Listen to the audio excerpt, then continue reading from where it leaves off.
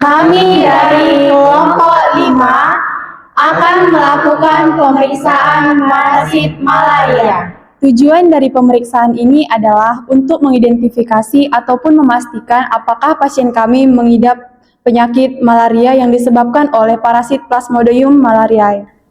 Kami dari kelompok 3 akan melakukan pemeriksaan malaria. Adapun alat dan bahan yang digunakan yaitu alatnya itu mikroskop, rak pewarna, lancet, pipet tetes, gelas ukur, beker gelas, dan beacon serta objek gelas.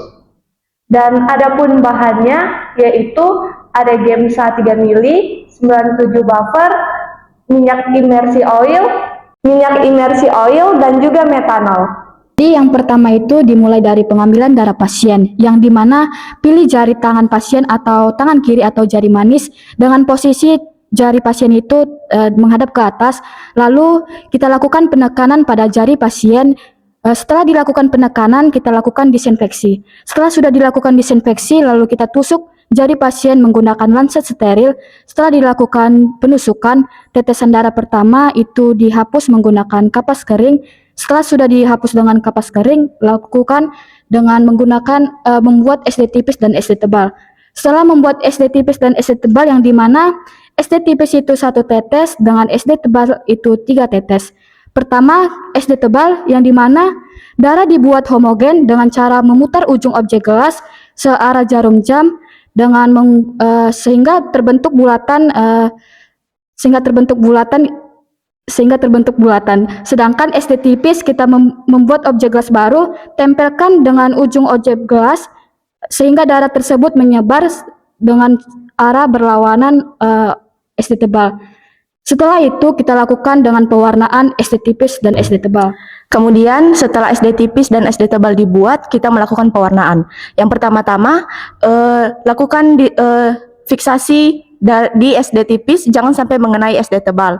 Kemudian ditunggu sehingga kering SD tipisnya. Setelah itu lakukan pewarnaan dengan mencampurkan Gemsa sebanyak 3 mili dan buffer sebanyak 97.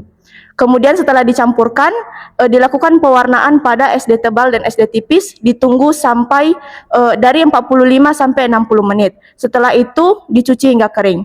Setelah dilakukan pewarnaan, maka kita sudah bisa langsung ke pengamatan di bawah mikroskop.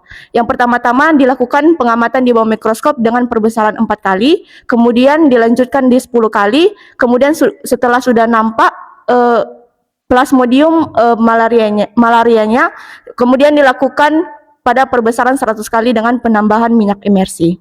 Terima kasih. Halo guys, perkenalkan kami dari kelompok 4 dengan saya yang bernama Resyana Sri Mulan Siotang, dan di sebelah kanan saya Krisna Sarizega, dan di sebelah kiri saya Martinus Girsang. Kami dari kelompok 4 akan menjelaskan pos analitik dari pemeriksaan parasit malaria. Yang pertama ada amati hasil apakah positif dan negatif.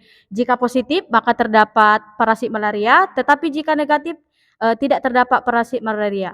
Dan yang kedua mendokumentasikan hasil berupa foto atau video. Dan yang ketiga melaporkan hasil kepada petugas laboratorium. Dan yang keempat Membersihkan alat dan bahan dan juga meja kerja yang telah digunakan. Dan yang kelima itu cuci tangan untuk membersihkan diri. Baik guys, demikianlah penjelasan dari kelompok 4 mengenai pos analitik tentang pemeriksaan malaria. Sekian dan terima kasih.